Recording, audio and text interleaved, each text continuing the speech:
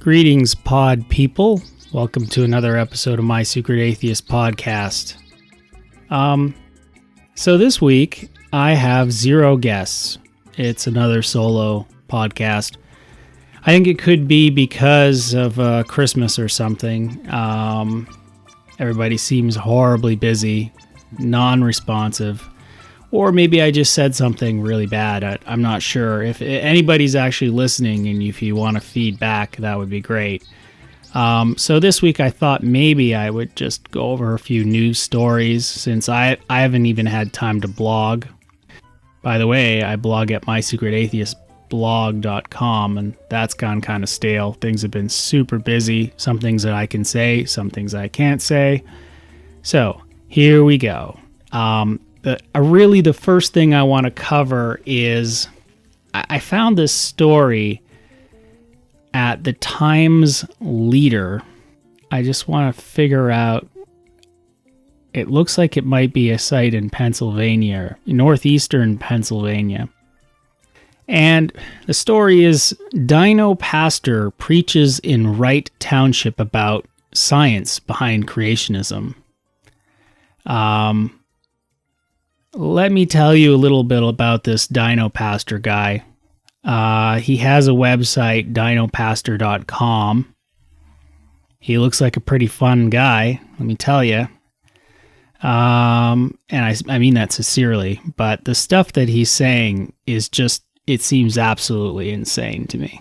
So, let me read a bit about the story. You can find the story online, of course. The Reverend Paul E. Veit talked about topics such as pyramids, rock cuts, elongated skulls, and aliens to prove creationism in front of New Life Community Church. It's on Main Road somewhere. He goes on, he says, I quote the story. Evolutionists definitely needs aliens. I don't know if that's a typo. I'll give it to him. Evolutionists definitely need aliens, Veit said. During his presentation, Veit said that there are 3 things people should question about evolution. Aliens' distance to Earth, the scientific laws, and that the Bible only teaches about God and heaven. The Bible mentions no other beings. That's not fair to aliens. I guess not. I take it that's a joke. I'm not really sure what the alien thing is. I guess he thinks that aliens must have come to the planet, or we were seeded by aliens. It's very confusing. I have no idea what this has to do with evolution.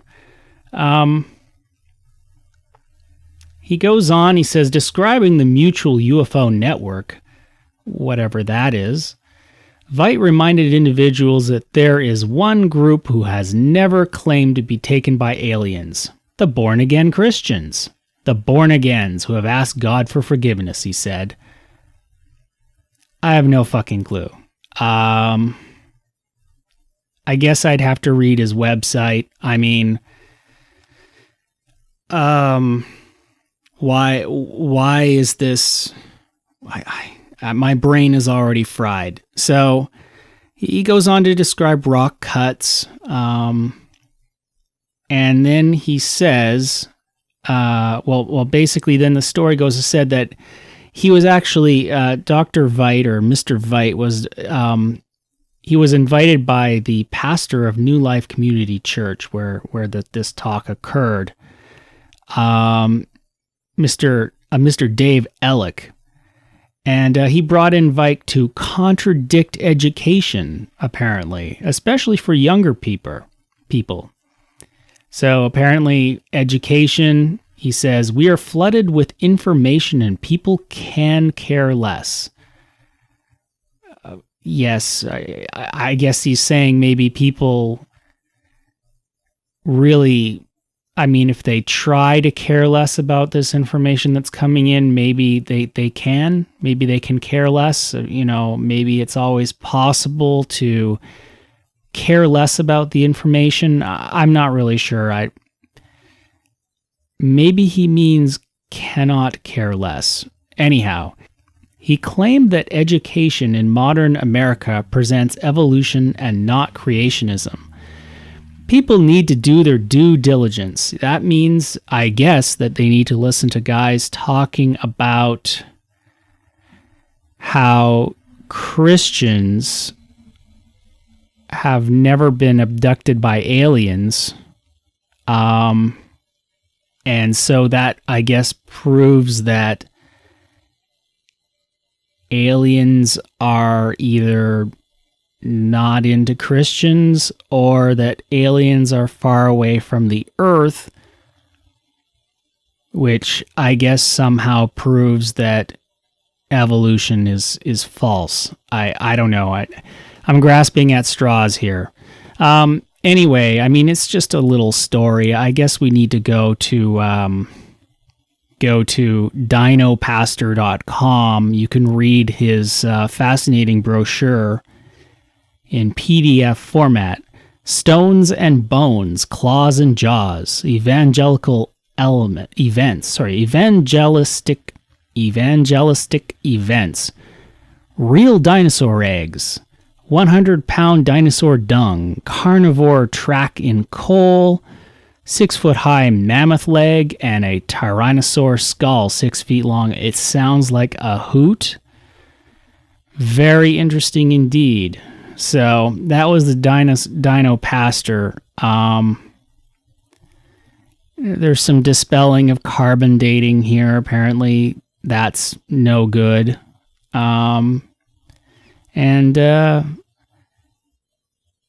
With the evidence he presented, Veidt knows evolution looks dead in its place completely. So I'll be looking forward to Dino Pastor releasing his scientific data to the broader scientific community so that scientists can finally get this right. They should be consulting the Bible on these things. The Bible apparently doesn't say anything about dinosaurs unless you're evangelist Brad Shockley. There's a story here in Raw Story, and he has this show called Let the Bible Speak. And, he believes that God put dinosaurs in the Bible as a poster child for creationism, which I guess means that these dinosaurs that are in the Bible, well, that means that creationism happened. Again, the logic is a little fuzzy here. Let's go through it together. There's an actual video over at the Raw Story site. It's actually Raw Story video on YouTube. You can see it yourself. Let's give it a listen. I'll listen to it again. I only listened to it a bit before. People are fascinated with dinosaurs. From a very young age, we are amazed by these magnificent creatures. People are in awe of these awesome reptiles, and questions abound. Where did these massive creatures come from? Indeed, where did these massive creatures come from? Was it aliens? Did God just put them here to mess with us? Let's find out. Let's see what Mr. Shockley has to say. If they were in existence in the past, why is the Bible silent about them? What about ancient toothbrushes? Did the Bible have anything to say about ancient dental care? Maybe we could hear about ancient giraffes. I don't know if giraffes are in the Bible. How about those underwater creatures, the ones with the funny little dangly things on the front of their heads that glow in the dark? What's the Bible got to say about that? Let's listen on. Can I believe in the Bible and accept the existence of dinosaurs as a fact? Creation is rarely credited, and often attacked in the media. No. I would disagree violently with this. I think that creationism is given too much of a free ride in the media because it has about as much credit, in my opinion, as some other theories like the Raelians, which, they're all nice people, I'm sure, but they've got ideas about they got aliens coming down, and their leader's this race car driver, and apparently aliens came down and they're brought about human cloning. You've also got the Scientologists and their Thetans and Xanadu or what have you. Okay, well, anyway, I think that any discussion of this is too much discussion. Creationism. When we see scientific proof of this, or some sort of scientific consensus, rather, not proof, I would be a little more interested. How sad that society proclaims the need for open-mindedness, yet pulls down the curtain on creation while promoting evolution. So maybe the reason they do this is because in science class, people go to learn science, not religion. And until there's some sort of consensus about creationism, the very name is ridiculous. The very name underlies a belief in a God for which there is no scientific proof to begin with, or rather, there's no scientific consensus. I mean, whatever. Let's keep listening. One who holds the creation worldview is in the minority, and we often have a difficult time convincing others this is the proper explanation. I wonder why that is. Do you think it's some sort of conspiracy? You think people know the truth, but they're only denying it out of expediency? Or do you think maybe there's no actual clear evidence pointing towards that conclusion, and that's why people don't accept it easily, and that's why it's not being taught in science class, and that's why it doesn't have a scientific consensus? I wonder which one it is. The creationist accepts the teaching of Genesis and teaches dinosaurs were created on day 5, the day sea-dwelling and flying creatures were created, and day 6, the day land animals were created, according to Genesis chapter 1, verses 20 through 25. I can't believe people still believe this. How is this even possible? Let's keep listening. Humanity was created by God on day 6, according to Genesis chapter 1 and verse 27. That must be the proof. And shared this world with the dinosaurs. All of these events took place approximately 6,000 years ago. This blows my mind.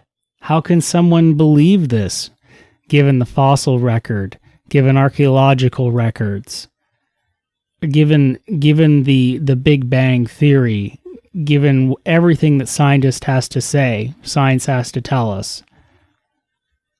I don't even know where to begin. If you read the Bible from cover to cover, you will not find the word dinosaur. However, just because you can't find the term dinosaur in the Bible, you shouldn't make the mistake of thinking the Bible has nothing to say about dinosaurs. The explanation is rather simple. The word dinosaur did not come into existence until the year 1842. That is over 200 years after the King James English translation of the Bible.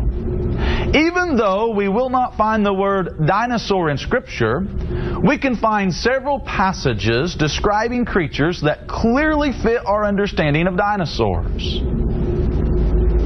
In the book of Job, we read of behemoth. The Bible mentions a massive creature so large that by all accounts, the only plausible explanation is that we are reading about a dinosaur. Most study Bibles state in the notes, behemoth is most likely an elephant. That is a colossal mistake. The text is very clear. Behemoth is much larger than an elephant. Okay, so I don't know where in the text it says that, but since when is something being written in the Bible really proof of anything anyway? But I guess within the context here, what are you going to do, right? I mean, they're already locked into this book. In Job chapter 41, God describes Leviathan to Job. Although the entire chapter gives the description, let us consider just a handful of the characteristics. Verse 9, shall not one be cast down, even at the sight of him? Verse 14, his teeth are terrible round about. Verses 19 through 21, out of his mouth go burning lamps, and sparks of fire leap out. Out of his nostril goeth smoke, as out of a seething pot or cauldron. His breath kindleth coals, and a flame goeth out of his mouth. All the traits that we normally associate with dinosaurs are found in this passage. Okay, so in the passage, we seem to have a big thing with big teeth and that breathes fire. I don't think we have anything to match that. I don't think science has found any fire-breathing dragons. I could be wrong, but no, I don't think so. I think I would have heard of that. And there doesn't seem to be any proof or evidence, rather, of dinosaurs breathing fire either. So I don't know what's going on here. Many Bible critics deride the ability of an animal to breathe fire. Just because animals in our day lack this ability does not mean this was never the case. Of course. There you go. And I'm pretty sure that unicorns probably were also able to fart rainbows out of their butts as well. I mean, it's possible. There are no unicorns these days. Just like we don't know if there are any dragons the same way that Mr. Shockley's talking about. But, it's perfectly possible that a unicorn could burp Skittles and fart rainbows out of its butt. I mean, who knows, right? Who knows what happened in the past? Were we there? Were you there? Were you there in the past? No one was there in the past. Who knows? There are many animals in the world today that are capable of amazing feats. Considering the amazing complexity of animals today, one should have no problem believing the biblical text about Leviathan. Sorry, that was just silence, so we'll continue. Dragons, in addition to Behemoth and Leviathan, there's another class of creatures described in the Bible that meets the description of dinosaur-like animals. They're known as dragons. And they're mentioned many times in the Scriptures. The term dragon or dragons is found in no fewer than 23 verses in the Old Testament. Actually, there's an entire study about the dragon slayer myth. Dragons are found in many different ancient texts and ancient cultures. Some think that there could be something to do with here, that maybe there are dragons. Or maybe there were animals like dragons. Other people just think that dragon slaying is just a sort of a metaphor for pretty much any big piece of adversity, including large animals or dangerous animals. So dragon is just any sort of dangerous animals. There be dragons, In the day, people used to believe in dragons, ghosts, all kinds of demons, gods, But most people gave that up. I mean, other than, preachers and fundamentalist religious types who hold on to that thing. And people who believe in spooks and ghosts will be talking about the situation in India, where in a few minutes, where the advisory council or what have you has decided to ban all of the occult off television because they believe that people believe in that, and it's true. Their ignorance abounds. What can I say? Anyway, let's continue. Most would have you to believe that dragons are mythological creatures that only existed in human imagination, the stuff of legend, fable, and campfire stories. However, historically speaking, dragons and stories about them are found in every ancient culture. You see, the truth is, dinosaurs should be used as the poster child for creationism. And we have no problem harmonizing our faith with the Bible explanation of dinosaurs. No other comments. Let's move on to the next story. According to the Hindu, and this was several days ago, just to give you an idea of how behind I am with my blogging. Women as witches, practitioners of black magic and exorcism on television programs have to be banished from prime time following a strong advisory that went out on Thursday from the Broadcasting Content Complaints Council, a self-regulatory body established by broadcasters. And I think the idea is that they think that all this witch burning or whatever is going to be limited by this. The council has said that if the content is based predominantly on themes of occult, superstition, black magic, exorcism, and witchcraft, the channel should air such a program during restrictive viewing hours. I have no idea why they think this is going to work. I mean, it just seems like more censorship, really. Really, what this shows is that they should be doing more education of people and informing people that their ridiculous superstitious beliefs are figments of their imagination. Sometimes this might go against their religious views as well, and this is why I think that they don't want to go any further down this road. Utterly ridiculous.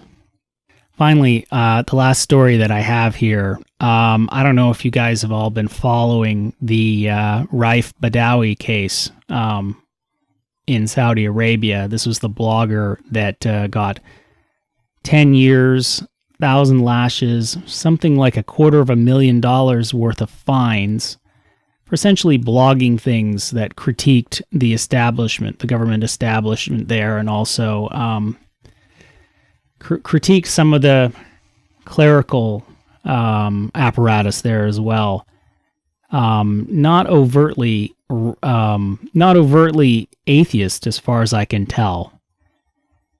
So Raif has been behind bars. He's had 50 lashes. The world community has been trying to get him out because all he's been doing is blogging, and Saudi Arabia has just become absolutely offended and petulant about the whole thing. Well, people are, Raif Badawi's wife, Ansaf Haider, and a number of other people, Amnesty International, they've been trying to get Justin Trudeau to say something, that he's the Prime Minister of Canada, against this, the jailing of Raif. And by the way, Raif Badawi has been brought to an isolated part of Saudi Arabia, and he's gone on a hunger strike, which is a bad sign. And he's also diabetic as well, which is also bad news. If you're diabetic, you should not be going on a hunger strike. So things must be very desperate there.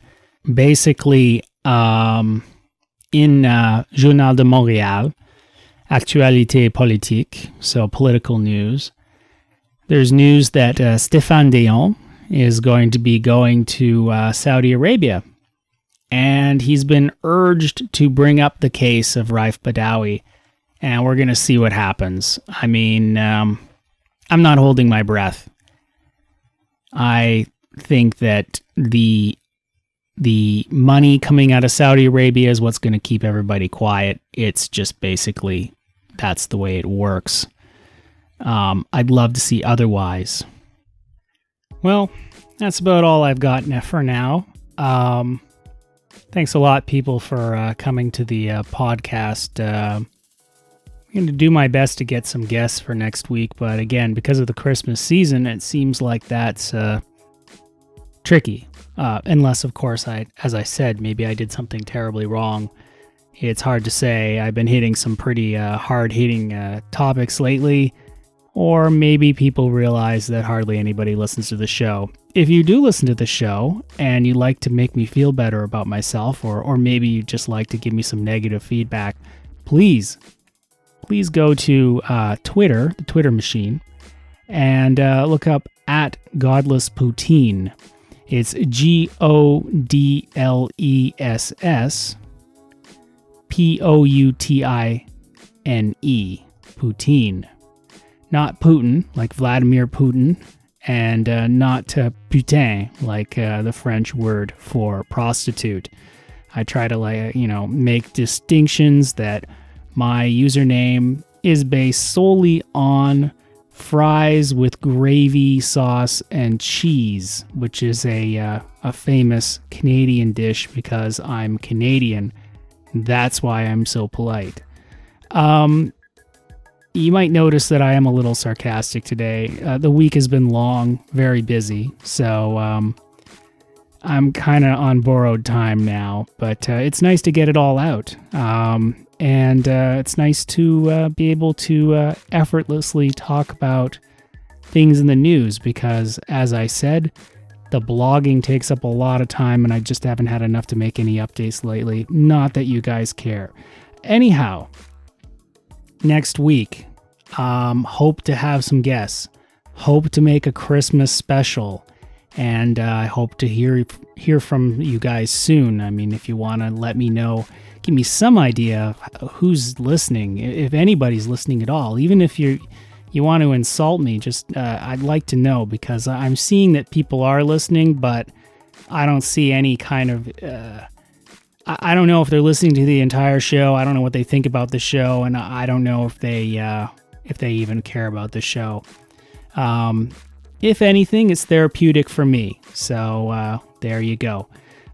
So, pod people, thanks so much for listening to the show. We'll see you next week, and have a great week. Thanks for listening. Bye.